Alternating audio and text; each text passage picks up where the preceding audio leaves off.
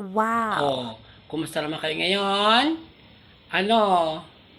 Kumilos ba ang lahat? Nagampanan ba ang mga dapat gampanan sa maghapong ito? Ano ng mga accomplishments ng bawat isa sa atin? Kailangan everyday meron tayong mga accomplishments, di ba? Kasi malaking bagay yung naisasabit natin sa sarili natin palagi araw-araw na meron tayong nagagawa para sa ating sarili at para sa ating mga trabaho, di ba?